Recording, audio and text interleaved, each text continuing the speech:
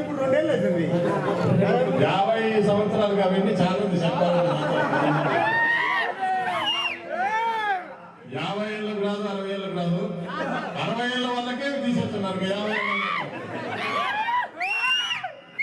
ఇప్పుడు 60 ఏళ్ళ వాళ్ళకే భర్త చనిపోతే పింఛన్ రావడం లేదు. 50 ఏళ్ళ వాళ్ళకి ఎక్కడ తీసుకొచ్చేస్తారు? 50 ఏళ్ళకి అది మర్చిపోవాలా? మరి అదేవిధంగా నిరుద్యోగులకు 3000 ఇస్తామని చెప్తున్నారు, అది 0 చుట్టినారు. అదేవిధంగా మహిళలకు 1500 ఇస్తామని చెప్పినారు. ఈ 1500 అంట ఫ్రీ ఫోర్ అంట.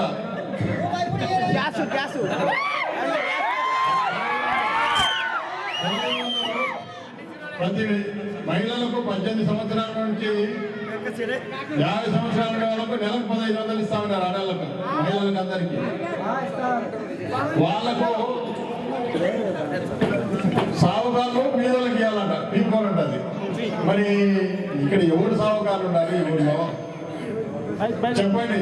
మరి బెలంలో ఎవరు సావుకారులు ఉన్నారు? ఎంతమంది పేదవాళ్ళకి ఇచ్చారో ఈ పీకోర్ కింద మరి వాళ్ళందరినీ సావుకారులందరూ వచ్చి బీదలను సావుకారులను చేయాలంట. మంచిగా ఆయన చెప్తా ఉన్నాడు చంద్రబాబు నాయుడు గారు. పీకోర్ కింద కోటీశ్వరులందరూ వచ్చి పేదవాళ్ళను ధనవంతులు చేస్తారని చెప్పి మరి ఆయనకు మరి చిన్న పిల్లలు చెప్పినట్టుంది. ఎవరు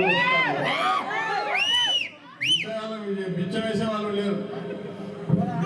మరి అటువంటి పరిస్థితుల్లో ఈరోజు ఆయనకు నిజంగా చిన్న పిల్లలు చెప్తే ఇవన్నీ ఈ ఆలోచనలు వస్తూ ఉన్నాయి. ఏదో విధంగా తప్పించుకోవాలని చెప్పి ఏదో ఒకటి అబద్ధాలు చెప్పి మభ్యపెట్టి మోసం చేసి ఈ విధంగా చేస్తా ఉన్నారు. కాబట్టి ఇంకా చాలా మంది చెప్పేది కాబట్టి వాలంటీర్ లేదు మనం 5000 ఇచ్చి మేము 10,000 ఇస్తామన్నారు.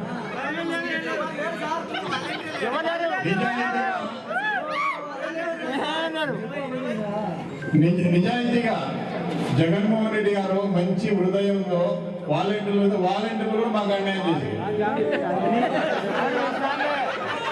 వాళ్ళు 10,000 ఇస్తామంటే వాళ్ళు కూడా మాకు అన్యాయం చేశారు. 1,30,000 మంది నిరుద్యోగ యువతకు జగన్మోహన్ రెడ్డి గారు సచివాలయాలు ఉద్యోగాలు ఇస్తే వాళ్ళు మాకు అన్యాయం చేశారు. నేనెవరు చెప్తాను? ఇప్పుడు ఒక ఉద్యోగం లేదు, ఏది లేదు. మహిళలు అక్కగారు అమ్మగారు అందరూ మేము చెప్పినాం, తల్లి మీరు మోసపోవద్దు, జగన్మోహన్ రెడ్డి గారు మీకు 10 లక్షలు ఇచ్చినారు, 10 లక్షలు మాఫీ చేశారు, గుర్తు పెట్టుకొని మమ్మల్ని చూడండి అని చెప్పి ఇంటికాడికి వచ్చి మీకు ఇంత డబ్బులు వచ్చింది గడప గడప వచ్చి కాళ్ళు బొబ్బలు పోయి తిరిగి చచ్చిపోయాడు. అంత తిరిగినా కూడా మీకు కనీసం మాకు మీద దయ లేక ఏదో అయిపోయింది సరిపోయింది, మనకు ఓడించింది మీరే గెలిపించింది మీరే కాబట్టి మాకు మీద ఏం బాధ లేదు. ఖచ్చితంగా మళ్ళీ మీరు దయ చూస్తారు. ఎందుకంటే ఈరోజు ఈ రాక్షస ప్రభుత్వాన్ని చూస్తూ ఉన్నారు.